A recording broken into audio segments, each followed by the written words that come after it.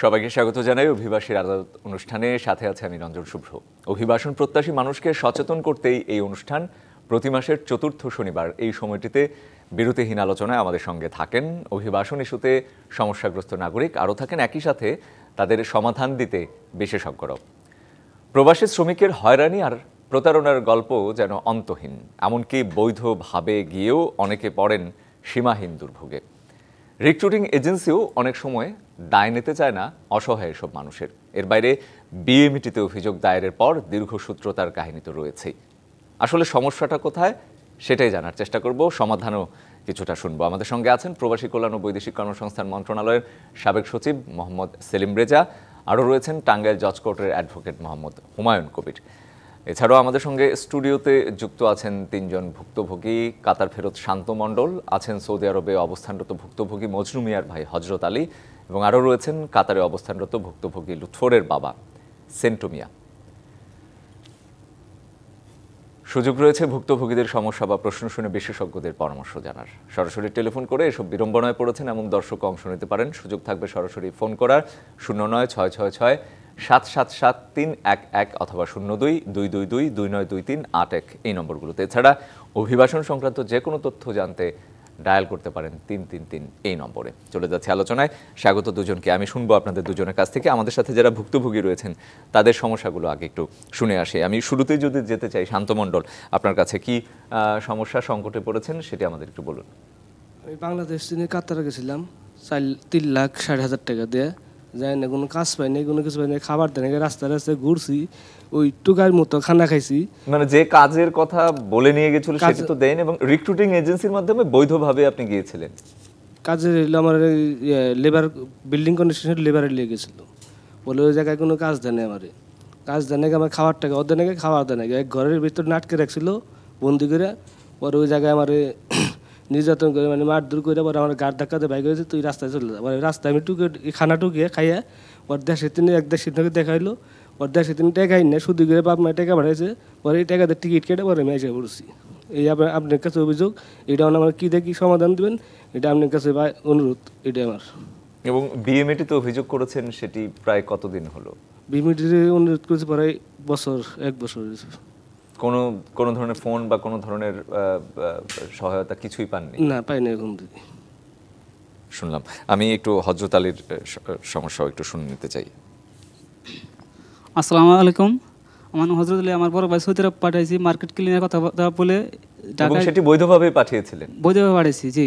5 লক্ষ টাকা দালাল দিয়েছি হলো ঢাকা এজেন্সির মাধ্যমে, ঠিক আছে। পরে দিয়েছে আমার বাইরে আমরা হলো 15 দিন রাখলো, হলো কারা বন্দি করে এক ঘরে রাখার পরে তারপরে কাজে নিয়ে গেলে ই করে মাটি আছে, পাথর কাটা, এগুলো কাজ দিচ্ছে, গাছ কাটা, এগুলো কাজ দেওয়ার পরে মাস শেষে দিল 300 টাকা। 300 টাকা পাওয়ার পরে পাইলো, পরে করতে 2 মাস 300 টাকা 2বার পাইলো। পাওয়ার পরে আর কাজ দেয় না। পরে অবশেষে 20-22 দিন রুমে বসে রইলো। পরে কী করবো, পরে দালালে কেউ অন্য কোম্পানিতে দিয়ে দিল। পরে কোম্পানি কী করলো, ও কাজ করায়, বেতন দেয় না করতে এবার সেবার 1 বছর শেষ হয়ে গেলো। পরে কাগজপত্র নাই, পরে বাইরে সতে কিনতে গেছিলো। পরে পুলিশ এবার ধরে থানা অ্যারেস্ট করছে। পরে আমার 20-22 দিন আমার বাইরে নিখোঁজ। এখন বাইরে মরলোই না বাঁচলোই আমরা খোঁজ পাইতেছি না। আপনারা বিএমইটিতে অভিযোগ করেছিলেন সেই এজেন্সি এবং যাদের মাধ্যমে গিয়েছেন দালাল, তারপর কি হলো? তারপরে আমরা এই যে অভিযোগ জানিয়েছি রামরুতে, পরে এটা মোটামুটি প্রায় 1 বছর ধরে আমরা এগুলা নিয়ে সমস্যা চলতেছে। এবং এজেন্সি বা দালাল কেউ কোনো দায় নেয়নি আপনাদের? না, কোনো খোঁজ খবর বা কোনো সন্ধান? ফোন বন্ধ করছে। জি, বুঝতে পেরেছি আপনার কথা। মোহাম্মদ সেলিম রেজা, আপনাকে দিয়ে শুরু করতে চাই। আমরা দুটি ঘটনা শুনলাম এবং দেখলাম যে বিএমইটিতে গিয়েও আসলে খুব বেশি লাভ হয়েছে এমনটা আসলে বলা যায় না। এই ক্ষেত্রে আসলে কি বলবেন?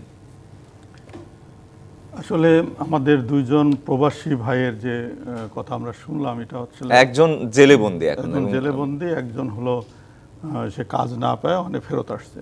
এটা আসলে অত্যন্ত দুঃখজনক এই ঘটনা, এবং এই সব ঘটনার কিন্তু বহুদিন ধরে এই সব ঘটনা ঘটছে। এখন এটার থেকে পরিত্রাণ কি? এখন এটার থেকে পরিত্রাণের জন্য আমার মনে হয় যে বড় ধরনের রিফর্ম দরকার আসলে। যে এইভাবে যে আমাদের লোক সে ভিসা নিয়ে গেছে, বৈধ ভিসা নিয়ে কাতারে গেছে, কাতারের বৈধ ভিসা নিয়ে সে গেছে এবং এখানে সে রিক্রুটিং এজেন্সির মাধ্যমে গেছে, যদিও সে টাকা পয়সা অনেক বেশি নিয়েছে, রিক্রুটিং এজেন্সির মাধ্যমে গিয়েছে এবং স্থানীয় সাব এজেন্টের সহযোগিতা তার নিতে হ্যাঁ, হয়েছে। স্থানীয় সাব এজেন্টের সহযোগিতা গিয়েছে। এখন একটি কথা খুবই মানে বিষয় যে এটা কিন্তু টু ওয়ে ট্রাফিক। একটা হলো যে আমাদের দেশ থেকে গেছে, কাতারওয়ালারা ওদেরকে নিয়েছে। এখন কাতার যে গেল সে তো বৈধ ভিসাতেই গেছে কাতারে, এমন না যে সে কাজের অবৈধভাবে সে বৈধ ভিসা নিয়ে সমস্ত ফর্মালিটিস অবজার্ভ করে সে গেছে। এখন ওখানে যাওয়ার পরে সে কেন চাকরি পাবে না? এগুলো কিন্তু দেখভাল করার দায়িত্ব যেমন আমাদের দেশের সরকারের, তেমন কিন্তু কাতার সরকারেরও। কাজেই এখানে আমাদের এখন যেটা করণীয় সেটা হলো যে ডিপ্লোম্যাটিক্যালি এই জিনিসগুলো সমস্ত তথ্য প্রমাণ নিয়ে কাতারের সাথে, কাতার গভর্নমেন্টের সাথে বসা দরকার যে আমার লোক, এবং এটা কিন্তু জয়েন্ট ওয়ার্কিং কমিটি আছে, আমি জানি না সে কমিটির মিটিং রেগুলারলি হয় কিনা, এবং সেগুলো মিটিং রেগুলারলি করা দরকার। এবং আমাদের লোক যায় যে এরকম বিপদে পড়ছে তাদের নলেজে নিয়ে তাই এই বিপদের না এই গল্পগুলো কিন্তু আমরা আজকে যে দুটো ঘটনা শুনলাম, এই ঘটনা কিন্তু আমরা প্রায়ই শুনি যে ঠিকমতো যে কাজের কথা বলে নেওয়া হয়েছে সেটি না দিয়ে আটকে রাখা নির্যাতন এটি দিনের পর দিন ঘটে। সেই ক্ষেত্রে সেই দেশের যে আমাদের যেই মানে আসলে যে কর্তৃপক্ষ রয়েছে তারা আসলে কোনো ধরনের পদক্ষেপ নেয় কি আসলে, বা আদৌ আসলে কোনো কাজ করে কি? তাদের তো দেখভাল করার কথা যে ওনারা, যেমন যিনি কাতার থেকে ফেরত আসলেন উনি কি অ্যাম্বাসিতে গিয়েছিলেন? অ্যাম্বাসিতে বাংলাদেশ দূতাবাসে গিয়েছিলেন, দূতাবাসের সহযোগিতার জন্য গিয়েছিলেন। মাইক্রোফোনটি তার হাতে। এমবাসিতে যাওয়া হয়নি, আমার যে দালালের কাছে টাকা চাইছিলাম হের কাছে গেছিলাম, হে আমার কোনো সহযোগিতা করে নাই। মানে এই তো সেই জন্য আমি বললাম যে এটা বড় ধরনের। কাতার এমবাসিতে গেছিলাম, পরে কাতার এমবাসি বন্ধ ছিল, তারপরে খোলার পর আমি গেছিলাম, পরে আমার বললো যে এই ধরনের কোনো কাজ এই জায়গায় হবে না, কোনো ইয়ে হবে না। জি, বুঝতে পেরেছি। না এই আপনি কি কাতার এমবাসিতে গিয়েছিলেন? আমাদের বাংলাদেশ কাতার এমবাসিতে গেছিলাম, এবং কি যে কাতারের যে ইয়েগুলি গে মানে লেবারগুলি গে একটা কোর্ট আছে ওই জায়গায় আমি কেস করতে গেছিলাম যে আমার যে আনছে হ্যাঁ আমি কেস করতে গেছিলাম যে আমার কাজ দেয় না, খাবার টেয়া দেয় না, আমি রাস্তায় ঘুরতেছি ইয়ে না গেল টুকে খানা মেখে থেয়া যায় এগুলো খাইতেছি, ডাস্টবিন যে কুত্তা খানা খাই ওইরকম খাইতেছি। এবার কিছু নিয়েছিলাম সেই জায়গায় আরবি পুলিশ, আমার তো আরবি এতটুকু জানি না, তো ইংলিশ এরা বোঝে না, তো বাঙালি আছে, ওই বাঙালি আমি কইলাম বাঙালি আমি আরবিতে করলো, পরে করলো যে লিভার অফিসে লিভার কোর্টে যাও, ওই লিভার কোর্টে গেলাম, লিভার কোর্ট বন্ধ, যাই না দিচ্ছি লিভার কোর্ট বন্ধ হয়ে গেছে। না আমি আপনার কাছে যেটি জানতে চাচ্ছি শান্ত মণ্ডল, আপনি বাংলাদেশ দূতাবাসে গিয়েছিলেন কিনা? বাংলাদেশ এমবাসি, যেটা এমবাসি, বাংলাদেশের যে এমবাসি। না, বাংলাদেশ এমবাসিতে আমি যাই নাই, বাংলাদেশ আমি একদম পরিষ্কার বুঝতে পেরেছি। মানে এই দেখেন আমি যে বললাম যে আসলে এইখানে একটা বড় ধরনের রিফর্ম দরকার। তার কারণ উনি বিদেশে যাওয়ার আগে কিন্তু এই জিনিসগুলো ট্রেনিংয়ে, প্রশিক্ষণে কিন্তু এই জিনিসগুলো শিখে যাওয়ার কথা, যে উনি যদি ওখানে যা বিপদে পড়ে কার শরণাপন্ন হবে। উনি অবশ্যই বাংলাদেশ এমবাসিতে সেখানে লোক আছে, স্পেসিফিক্যালি লোক আছে, লেবার উইং আছে, তাদের সাথে যোগাযোগ করবে যে উনি এই বিপদে পড়ছে এখানে এসে, এবং তারাই একমাত্র কর্তৃপক্ষ যারা কাতার সরকারের সাথে এটা টেক আপ করতে পারে। কিন্তু ওনার কিন্তু সেই প্রশিক্ষণ বা সেই জ্ঞান, সেই নলেজ নাই।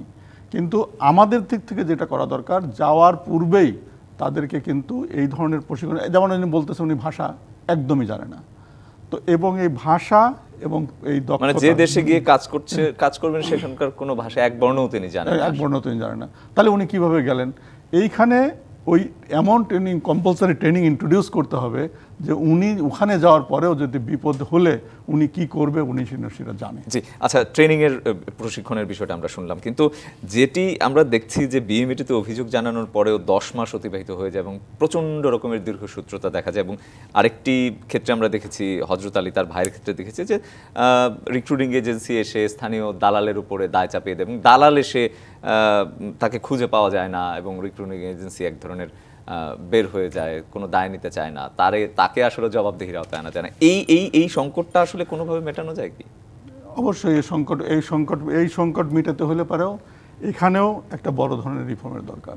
তার কারণ হলো যে বিএমইটিতে যে আরবিট্রেশন হয় সেখানে দীর্ঘসূত্রিত হওয়াটা কাম্য নয়। আর একটা হলো যে এখন এমনভাবে অ্যাপ্লিকেশন করতে হবে অনলাইনে যে সে অ্যাপ্লিকেশন করার পরে সেটা ট্র্যাকিং সিস্টেম থাকবে যে আমার অ্যাপ্লিকেশনের কী হচ্ছে, কবে শুনানি, আমি এই শুনানি থেকে কী পেলাম, এটা একটা মানে স্ট্রাকচার্ড ওয়েতে এটা করা দরকার। আর একটা হলো যে এখন একটা সময়ের দাবি, আমি যেটা মনে করি যে একটা অভিবাসী আসলে এদের জন্য একটা স্পেশাল আদালত দরকার, যে এখানে যদি কোনো কাজ না হয় তাতে স্পেশাল আদালত এবং টাইম ফ্রেম দেওয়া দরকার, যে এই টাইমের ভিতরে যদি নিষ্পত্তি করতে হবে, এই টাইমের ভিতরে যদি না হয় তাহলে আদালতে আদালত ওখান থেকে ট্রান্সফার করে দেবে সরাসরি আদালতে। এবং এটা স্পেশাল কোর্ট থাকা দরকার, যে কোর্টের কাজই হবে এই সব সমস্যার সমাধানের জন্য, যাতে মানুষ খুব তাড়াতাড়ি যাতে বেনিফিটটা পায়। এবং এটা করা দরকার বলে আমি মনে করি। এবং এই মানুষগুলো আমরা দেখি যে এই প্রবাস থেকে এক ধরনের বড় ধরনের ক্ষতিগ্রস্ত হয়েই আসে এবং এসে দিনের পর দিন সহায়তার জন্য করতে চাই। ধন্যবাদ। আমি একটু যেতে চাই অ্যাডভোকেট হুমায়ুন কবির, আইনিভাবে এই দুজন আসলে কোনো ধরনের আরও পদক্ষেপ নিতে পারে কিনা, যারা আমরা দেখলাম যে বিএমইটিতে গেল কিন্তু কোনো ধরনের সমাধান কিন্তু তারা এখনো পায়নি। আপনাকে ধন্যবাদ, সেই সাথে শ্রদ্ধেয় স্যার যিনি আজকে আমার সহ আলোচক হিসাবে আছেন তাকে ধন্যবাদ, এবং যারা শুনছেন এই মুহূর্তে এই অনুষ্ঠান তাদের সকলকে ধন্যবাদ জানি। আসলে আমি প্রথমে হজরত আলী ভাইয়ের যে সমস্যা, ওনার বড় ভাইয়ের যে সমস্যা, সেই সমস্যাটার দিকে আমি একটু প্রথমে আলোকপাত করব। সেটা হলো যে জাস্ট এই মুহূর্তে স্যার, এই মুহূর্তে সেটা হলো যে এই আইনের অর্থাৎ 2013 সালের বৈদেশিক কর্মসংস্থান আইনের 29 ধারাটার, অর্থাৎ যদি কোনো অভিবাসী কর্মী বিদেশে আটককৃত হন, অর্থাৎ অ্যারেস্টেড হন বা আদারওয়াইজ কোনো লিগাল ফ্রেমের ভিতরে পড়ে যায়, অথবা যদি আটকে পড়েন, অথবা কোনোভাবে বিপদগ্রস্ত হন, তাকে কিন্তু সেই দেশের দূতাবাস এবং মিশনগুলোর দায়িত্ব হলো সেই লোকটাকে সেখান থেকে উদ্ধার করে নিয়ে আসা। তো এই ক্ষেত্রে আমি স্যার যেটা প্রথমে বলছিলেন যে আমাদের শান্ত ভাইয়ের ব্যাপারে, যে আপনি ওই দেশের মিশনের সাথে কোনো যোগাযোগ করছিলেন কিনা, এই মুহূর্তে আমি যেটা বলবো হজরত ভাইকে, প্রথমে আপনি দেখেন ওই দেশের যে এম্বাসি আছে সেখানের সাথে যোগাযোগ করেন। এটা হলো প্রথম, যেহেতু আপনি জানেন না যে আপনার ভাই এখন কোথায় কিভাবে আসছে, তার ট্রেসটা করা হলো প্রথম দায়িত্ব। আর দ্বিতীয় দায়িত্ব যেটা আমি সেটা বলবো, সেটা হলো যে এজেন্সি, অর্থাৎ যে এজেন্সি অথবা যে সাব এজেন্ট আপনার ভাইকে পাঠালো বিদেশে, তাদেরকে আপনারা ধরেন আগে অর্থাৎ তাকে উদ্ধার করাটা হলো সবচেয়ে বড় প্রায়োরিটিটা হলো, আমি এটা মনে করি।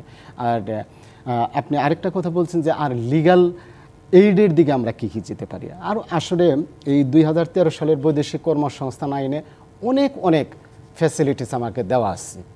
আমি দেওয়ানি আদালতে মোকদ্দমা দায়ের করতে পারি, ফৌজদারি আদালতে মামলা দায়ের করতে পারি। এছাড়া আমি যেটা ওনারা অলরেডি করেই ফেলছেন, সরকারের কাছে আমি একটা অভিযোগ দাখিল করলে সেই সরকার কিন্তু একটা প্রক্রিয়ার ভিতর সেগুলোকে আসলে আপনি নিজে দীর্ঘদিন ধরে আইন পেশার সাথে জড়িত, আমরা কি আসলে দেখি খুব হরহামেশা প্রবাস ফেরত যেসব যারা ভুক্তভোগী রয়েছেন, শ্রমিক রয়েছেন, তারা এই মামলাগুলো করে, বা অনেক সময় আমরা কিন্তু দেখি যে মামলা করতে গেলে বা মামলা করবে এটি শোনার পরেই ভুক্তভোগীকে উল্টো দালাল এবং তার সেই চক্র আসলে হুমকি দিতে থাকে, নানা ধরনের হয়রানি করতে থাকে। সেই জিনিসগুলোকে আসলে কিছুটা কমানো গেছে, বা সত্যি কি আসলে মামলাগুলো করে? মানে এটা আমার পার্সোনাল এক্সপেরিয়েন্স থেকে বলছি, অর্থাৎ আমরা মফস্বল শহরের আইনজীবী হিসাবে যতটুকু আমার একটু অভিজ্ঞতার আলোকে আমি যে শেয়ারিংটা করব, সেটা হলো যে আসলে যিনি ভুক্তভোগী তার যে ক্ষতি হয়ে গেছে সেটা যদি একেবারে খুব দ্রুততার সাথে যদি লাভ করতে চান, সেটা আসলে আমাদের বাংলাদেশের স্যার যেটা বললেন যে বিশাল রকমের একটা রিফর্মের দরকার। আমাদের যে প্রসিডিউরটা আছে সেই প্রসিডিউরটাকে আপনি ক্রস করে কিন্তু কোথাও যেতে পারবে না, সেই প্রসিডিউরটাকে আপনি ফলো করতে হবে।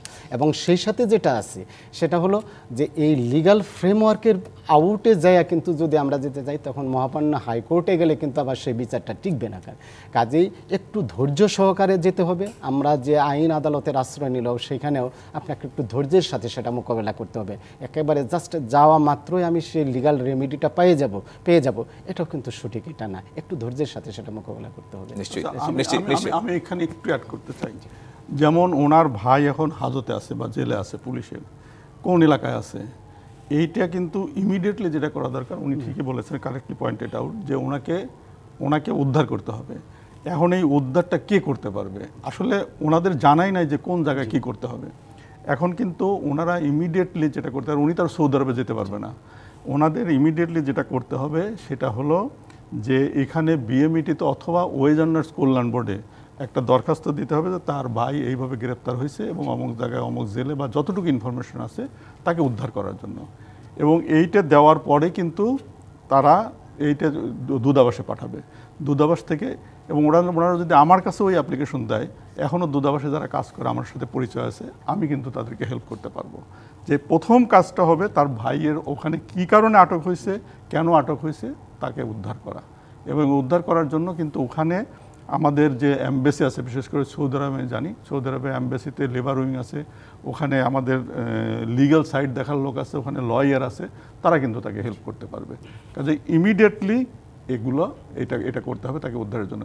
এখন আমি আবারও বলতেছি যে এই যে বিপদ হলে কোথায় যেতে হবে, কোথায় গেলে অ্যাকশনটা পাওয়া যাবে, কোথায় গেলে রিমিডিটা পাবে, এগুলো কিন্তু যাওয়ার আগেই কিন্তু তার এই প্রশিক্ষণ অত্যন্ত গুরুত্বপূর্ণ। এটি ঠিকই বলেছেন। আমি আমাদের সাথে সেন্টু মিয়া রয়েছেন, যার ছেলে লুৎফর বক্তব্য কি তার কথা একটু শুনতে চাই।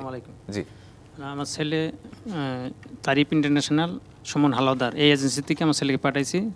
4 লক্ষ টাকা নিয়েছে আপনার ওই মার্কেট ক্লিনার দেওয়ার জন্য, কোম্পানি মার্কেট ক্লিনার, মানে চুক্তি অনুযায়ী মার্কেট ক্লিনার। জি, তো এখন পর্যন্ত এয়ারপোর্টে যাওয়ার পরে ওইখান থেকে কোম্পানি পাইনি, 6 ঘন্টার পরে ওইখান থেকে নিয়ে এক রুমে নিয়ে আটকে দিছে। এই 2 মাস চলতেছে, আটকে দিছে। ওইখান থেকে আমি পরে খানা দানার সমস্যা হয়েছিল, পরে আমি দেশের থেকে টাকা পাঠাইয়ে পরে ওখানে খানা দানা উল্টো আরও টাকা পাঠিয়ে দিছি। জি, আমার বিচারটা আপনাদের কাছে আমার যে বড় পেরেছি। আবারও বিশাল মোহাম্মদ সেলিম রেজা। জি, এখন আপনার ছেলে কোন দেশে গিয়েছে? কাতার। এখন এটার ইমিডিয়েটলি যেটা করা দরকার, আমাদের যে ওখানে কাতার এমবেসি আছে ওইখানে স্বর্ণাপন্ন হওয়া দরকার, ওখানে লেবার উইংয়ে স্বর্ণাপন্ন হওয়া দরকার। তাদেরকে জানানো দরকার যে আমার এই বিপদ হয়েছে, আমি এটা যদি এখানে অ্যাপ্লিকেশন দেয়, এখানে অ্যাপ্লিকেশন দিলে বিএমইটিতে অথবা ওয়েজ আর্নার্স কল্যাণ বোর্ডে অ্যাপ্লিকেশন দিতে পারে যে আমার ছেলে এরকম অবস্থায় আছে, তার পার্টিকুলার দিয়ে ওখানকার টেলিফোন নম্বর থাকলে এটা দিয়ে তাদেরকে জানাইতে হবে। এবং ওখানে আমাদের যে দূতাবাস আছে, দূতাবাসে তারা বিষয়টা দেখে তারা সমাধান করতে পারে কিনা তাদের সাহায্য দিতে হবে। এইটা হলো ইমিডিয়েট। আর একটা হলো যে এখানে রিক্রুটিং এজেন্সির ভিতরে আসলে এইটাও আমি বারবার বলতেছি যে বড় ধরনের রিফর্ম দরকার। যেমন ওনার ছেলে যে গিয়েছে, ছেলে যাওয়ার পরে যারা পাঠালো যেসব রিক্রুটিং এজেন্সি, তারা কি কোনোদিন খবর নিছে যে এই লোকটা যে গেল, আমরা যে পাঠালাম তার কিভাবে আছে, সে কাজ পেয়েছে কিনা? আর তারপরে তাদেরও নিশ্চয়ই প্রতিনিধি থাকার কথা। তারপরে হলো যে রাষ্ট্রের তো দায়িত্ব আছে। যেমন এখন যদি এইটা আমি এটা বলতেছি যে যদি একটা স্ট্রাকচার্ড কন্টিনিউয়াস যদি একটি মনিটরিং সিস্টেম থাকে, যেটা বিএমইটি থাকতে পারে, মন্ত্রণালয় থাকতে পারে, যে যারা বিদেশে যাচ্ছে তাদের সমস্ত পার্টিকুলার্স কিন্তু বিএমইটি ডাটাবেজে আছে। কাজে রেগুলার বেসিসে যদি তাদেরকে মনিটরিং করা হয় যে তারা ওখানে কেমন আছে, এবং উনি যে কথাটি এখন বলছে, যদি বিএমইটির থেকে টেলিফোন করে অথবা ডিস্ট্রিক্ট অফিস থেকে টেলিফোন করে অথবা মন্ত্রণালয় থেকে টেলিফোন করে যদি ওনাদেরকে বলতো যে আপনার ছেলে যে এত তারিখে গেল, এখন সে কেমন আছে ওখানে, তাহলে যদি উনি ভালো নাই তার সাথে যোগাযোগ হয়েছে, ভালো নাই, তাহলে যে এজেন্সি পাঠিয়েছে তখনই তো রাষ্ট্র তাকে ধরতে পারে, তখনই তো বিএমইটি তাকে ধরতে পারে, যে মন্ত্রণালয় তাকে ধরতে পারে যে তুমি যে পাঠালে আমার লোকটাকে, সে তো ভালো নাই, সে তখন চাকরি পায় নাই। আমি বলতেছি এরকম একটা স্ট্রাকচার্ড মনিটরিং সিস্টেম থাকা দরকার গভর্নমেন্টের তরফ থেকেও, যে আমি শুধু লোক পাঠালাম, লোক গেল, কত লোক গেল, তারপর ওখানে যা কী অবস্থায় থাকলো, এবং এই মনিটরিংটা আমাদের দূতাবাসও সংশ্লিষ্ট দূতাবাসও করতে পারে। আর এই যে অ্যাপ্লিকেশন দেওয়ার পরে বা একটি যে তারা যে দিল একটা কমপ্লেন, এবং এই কমপ্লেন ম্যানেজমেন্টও এমনভাবে হইতে হবে তাহলে যিনি কমপ্লেন করছে উনি যাতে জানতে পারে যে এই কমপ্লেনের কি অবস্থা। যেটা আপনি একটু আগেও যেটা বললেন যে অ্যাপ্লিকেশনের একটি ট্র্যাকিং সিস্টেম থাকা দরকার। আমি একটু হুমায়ুন কবির, দালালের কথা আমরা প্রায় শুনি, দালাল পালিয়ে যায়, দালাল অস্বীকার করে, দালাল হুমকি দেয়। এই দালালকে কি আসলেই শাস্তির আওতায় আনা সম্ভব? মানে বাস্তবতা কি বলছে? সম্ভব, কিন্তু এখানে একটু শর্তযুক্ত আছে। শর্তযুক্ত এই কারণে আমি বলবো, তার কারণ এই আইনটা আমি খুব একটা স্মার্ট আইন বলি। স্মার্ট আইনে বলি এই কারণে, যদি যেমন ধরেন দণ্ডবিধির কথা যদি আমরা একটু ফরেন এক্সাম্পল নিয়ে আসি, যেমন চুরি, আমি যেভাবে যেখানে আমার ইচ্ছা মতো আমার একটা জিনিস রাখলাম, সেখান থেকে কারো অধিকার নাই যে সেখান থেকে অর্থাৎ কেউ আমার জিনিসটা চুরি করে নিতে পারবে না। কিন্তু এই আইনে বলা আছে, অর্থাৎ আপনার কিছু দায় দায়িত্ব আছে, যেটা স্যার বারবার বললেন, কোথায় যেতে হবে, কি করতে হবে, কোন যোগ্যতা নিয়ে যেতে হবে, এই জিনিসগুলো কিন্তু জেনে আমরা যাদের আজকে ভিকটিম হিসাবে যাদের আসছে, অর্থাৎ যারা মাইগ্রেন্টস, তাদেরকে কিন্তু অত্যন্ত দক্ষতার সাথে সুচতুরতার সাথে এই কাজগুলো ফলো করে যেতে হবে। এখন ধরেন যে আমি আমার দায়িত্বগুলো পালন করলাম না, কিন্তু আমি অধিকার চাই, সেটা হবে না। এই কারণেই হবে না যে যখনই আপনি এই মামলাগুলো দায়ের করবেন, আজকে হয়তো আমরা শুধু ভিকটিমের পক্ষের কথাগুলো বলতেছি, যার বিরুদ্ধে মামলা করব সেও কিন্তু একজন বিজ্ঞ আইনজীবীর কাছে যাবে, সেও কিন্তু এই আইনের যে ফাঁকফোকরগুলো আছে সেগুলো কিন্তু এই আসামি পক্ষের যিনি ডিফেন্স যখন দিবেন তিনি, তখন কিন্তু সে আইনগুলো তুলে ধরবেন। তাহলে এখন যেমন ধরেন আমাদের এই সেন্টু বাইট ছেলেটা যেখানে চলে গেছে, এখানে আসলে আমি স্যার আজকে একটা কথা বারবার কিন্তু উচ্চারণ করতেছেন, সেটা হলো একটা বিশাল রকমের একটা রিফর্ম দরকার। আমারও মনে হয় এটা, যেমন যে এই যে অভিযোগগুলো আজকে আমরা ন্যূনতম প্রশিক্ষণ নিয়ে আসলে মধ্যপ্রাচ্যের দেশগুলোতে যাওয়া, ভাইয়ের কাছ থেকে যে আমরা যে অভিযোগগুলো শুনলাম, ওনাদের ঘটনাগুলো শুনলাম, একটু কষ্ট লাগে আমাদের এইখানে যে যদি এই অফেন্সগুলো যদি বাংলাদেশের ভেতরে সংগঠিত হতো তাহলে পরে আমরা ধরে নিতাম যে না, ভিন্নভাবে হয়েছে। কিন্তু এই যে তিনজন ভিকটিম কিন্তু তারা বাংলাদেশের বাহিরে চলে গেছে, বাহিরে যাওয়ার পূর্বে কিন্তু তারা অনেকগুলো প্রসিডিউর কিন্তু মেনটেন ওনারা করে গেছে। পাসপোর্ট নিছে ওনারা, বিএমএটি থেকে ক্লিয়ারেন্স নিছে, টিটিসি থেকে প্রশিক্ষণ নিছে, অনেকগুলো ধাপ পেরোনের পর কিন্তু চলে গেছে। তাহলে কোনো একটা আমার রাষ্ট্রের কোনো একটা এই অধিদপ্তর বলি বা কোনো একটা যারা এইটার সাথে ইনভলভ আছে, তারা কি এটাও কিন্তু একটু দেখলো না যে ওনারা যে যাচ্ছে সেখানে সঠিকভাবে যাচ্ছে কিনা। সর্বশেষ আমি যেটা অত্যন্ত বিনীতভাবে যে অনুরোধটা রাখবো সেটা হলো যে মাইগ্রেন্টস কস্টটা অত্যন্ত দুঃখজনক হলেও সত্য যে আসলে আগের অবস্থায় রয়ে গেল, এটার কিন্তু আসলে পরিবর্তন হলো না। এটার যেরকম একটা পরিবর্তন আসা দরকার, সেই সাথে আমরা বলবো যে যারা যাবেন তারা অত্যন্ত সতর্ক হয়ে সচেতন হয়ে যাবেন।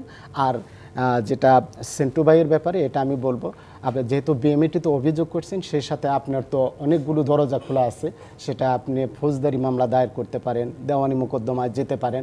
আর সবচেয়ে আরেকটাই, আমাদের রাষ্ট্রের পক্ষ থেকে কিন্তু একটা লিগাল এড দেওয়া হয়, অর্থাৎ যাদের আর্থিক সচ্ছলতা নেই তাদেরকে কিন্তু রাষ্ট্রের পক্ষ থেকে মামলা এবং মোকদ্দমা পরিচালনার জন্য, যদিও একজন আমি আইনজীবী হিসাবে কখনো আপনাদেরকে এনকারেজ করবো না যে আপনারা মামলায় সরাসরি চলে যান। তার আগে যেন প্রথমে যে স্টেপগুলো আছে, আপনারা মেডিয়েশন আছে, বিভিন্ন আপনার লিগাল এইড দেওয়ার মতো, তাদের কাছে আগে আসলে আপনারা আপোষের মাধ্যমে মীমাংসার চেষ্টা করেন। যদি ব্যর্থ হন তখন একদম আমি একদম সংক্ষেপে একটু যেতে চাই মোহাম্মদ সেলিম রেজা, আপনার কাছে দালালদের ব্যাপারে আসলে কি করা যেতে পারে? এখন দালাল, এটা হলো বাস্তবতা এখন, যে মানুষ এটা প্র্যাকটিস করতে করতে এমন অবস্থা হয়েছে যে দালালের মাধ্যম ছাড়া মানুষ বিদেশে যেতে চায় না।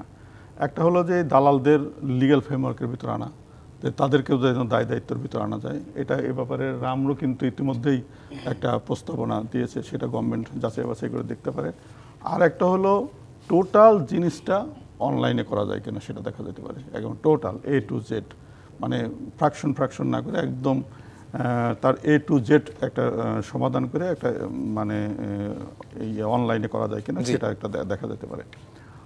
আর একটা হলো যে সমস্যা এখন প্রায়শই দেখা যাচ্ছে যে ওই দেশে যা চাকরি পায় না, এটা ইমিডিয়েটলি যেটা করা দরকার সেটা হলো যে আমাদের ওই সব দেশের সাথে যে জয়েন্ট কমিটি আছে, এই জয়েন্ট কমিটিগুলো মিটিং ইমিডিয়েটলি করা দরকার এবং স্পেসিফিক মানে ইনফরমেশন তথ্য নিয়ে তারপরে হলো যে তারপরে পরীক্ষার সমাধান না হলে আরও উপরের লেভেলে মিনিস্ট্রি লেভেলের মিটিং, তার সমস্যা না হলে আরও উপরের লেভেলের মিটিং, এগুলো করে কিন্তু এটা মিনিমাইজ করতে হবে যাতে মানুষ যাতে সঠিকভাবে যেতে পারে এবং সঠিকভাবে যাতে এবং হয়রানির মাত্রা যেন কমানো যায়। অসংখ্য ধন্যবাদ দুজনকেই আজকে আমাদেরকে অভিবাসীর আদালত অনুষ্ঠানে সময় দেওয়ার জন্য। অভিবাসী কিংবা অভিবাসন প্রত্যাশী যে কাউকে সহায়তা করে থাকে রামরু। অভিবাসন সংক্রান্ত যে কোনো তথ্য ও সেবা পেতে অথবা এই সংক্রান্ত অভিযোগ জানাতে রামরুর ঠিকানা অথবা 333 নম্বরে সরাসরি যোগাযোগ করুন। ঠিকানা 179 সাত্তার ভবন, শহীদ সৈয়দ নজরুল ইসলাম সরণি, বিজয়নগর, ঢাকা 1000।